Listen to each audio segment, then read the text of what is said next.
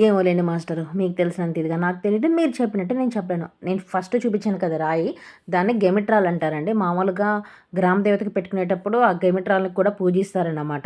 ఇప్పుడైతే నేను మా గ్రామ దేవత ఉన్న గుడికైతే తీసుకెళ్తున్నాను. మా గ్రామ దేవత వచ్చి మొలకలేమలమ్మ అంటారు.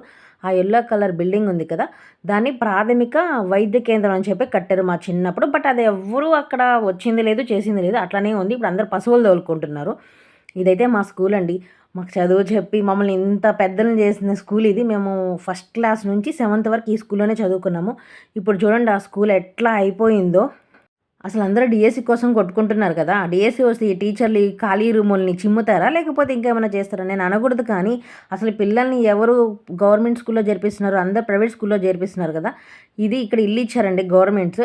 ఈ ఇల్లులు నీళ్ళల్లో పోయి ఇల్లులు కట్టుకోవాలా ఏంటో మరి! ఈ స్కూల్ చూడండి ఎట్లా అయిపోయిందో. మా ఊర్లో పిల్లలు చాలామందున్నారు. మా ఊరికి ప్రైవేట్ వ్యాన్‌లు 5, 6 వస్తాయి. కానీ అందరూ వాటికెళ్ళిపోతున్నారు. గవర్నమెంట్ స్కూల్‌కి ఎవ్వరూ ఉండట్లేదు. లాస్ట్‌కి అంగన్వాడీ స్కూల్ కూడా మూసే స్టేజ్‌లో ఉందన్నమాట మా ఊర్లో.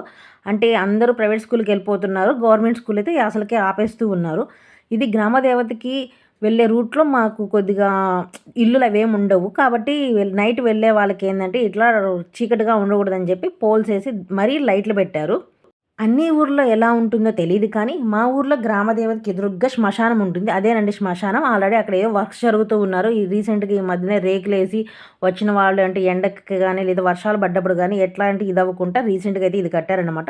మాకేందంటే అమ్మవారికి ఎదురుగ్గానే దహన సంస్కారాలైతే జరుగుతాయి. ఇదే అన్నమాట మా ఊరి గ్రామ దేవత మొలకలేమలమ్మ. గుడి కట్టక ముందు నుంచి ఈ విగ్రహాలుండేవి. ఈ విగ్రహాలు ఒక్కో దగ్గర ఉన్నాయి. ఇవన్నీ తీసుకొచ్చి పెట్టారు. చాలా బాగా అలంకరించినారు కదండీ! ఈరోజు ఫ్రైడే. ఫ్రైడే రోజు ఇంటికొకరు వంతు లెక్కన అమ్మవారికి నైవేద్యాలు అన్నీ చేస్తారన్నమాట. మళ్ళీ ఈవినింగ్ భజన చేస్తారు. భజన వాళ్ళకి కూడా ప్రసాదాలు పంచుతారు. ఈయనొచ్చి తెలిసిందే కదా పోతురాజు. ఈయనకు కూడా ఒక గోపురంలాగా కట్టారు. అసలు ఎన్నో ఇయర్స్ మా ఊరి గ్రామ దేవతను అసలు పట్టించుకోలేదు. జస్ట్ ఒక 3 ఇయర్స్ నుంచే గ్రామ దేవతకైతే బాగా చేస్తున్నారన్నమాట. ఆ తల్లి ఇప్పటికి అందరిని ఊరంతా ఏకం చేసి అందరి దగ్గర చేపించుకుంటూ ఉంటుంది. యాక్చువల్లీ ఇది చాలా లోపలికుండిందండి. ఈ ప్రహరీ అంతా కూడా ఇది ప్రహరీ మీదకి ఇంత బేసొచ్చి కట్టారు గానీ, అంతకుముందైతే లోపలికుండేది. అసలు ఏముండేది కాదు. జస్ట్ స్లాపేసేసి వదిలేశారు. కానీ ఇప్పుడు అలా కాదు. చూసినా కదా ఇదంతా ప్రహరీ. ఈ ప్రహరీ లోపలికి ఇంకా కిందకుండేది అమ్మ. ఇప్పుడైతే చాలా పైకొచ్చేసింది. ఇవి చుట్టూ పొలాలన్నమాట. ఏదైతే బీడు పొలం ఉంది. కానీ ఇట్లా అంతా తోటలోకి వెళ్తారు. నిమ్మ చెట్లు మా ఊర్లో.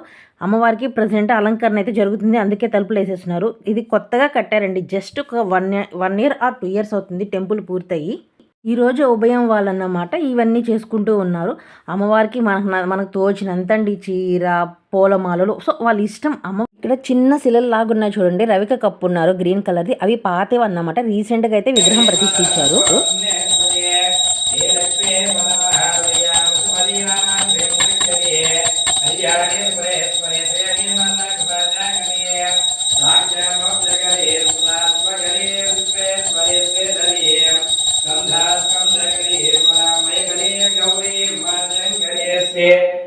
గుడి కట్టాక ఈ విగ్రహాలైతే ప్రతిష్ఠించారండి. మాకేందంటే ఎవరు చనిపోయినా సరే, ఊర్లో ఎవ్వరు చనిపోయినా సరే, ఆ అమ్మవారికి ఎదురుగ్గా దహన సంస్కారాలైతే జరపాలి. అదేదో కథ ఉందంట. బట్ అది నాకు పూర్తిగా తెలీదు. తెలియనప్పుడు నేను చెప్పడం ఎందుకనని అయితే ఆపేస్తున్నాను. మీరు కూడా అమ్మవారిని దర్శించుకోండి.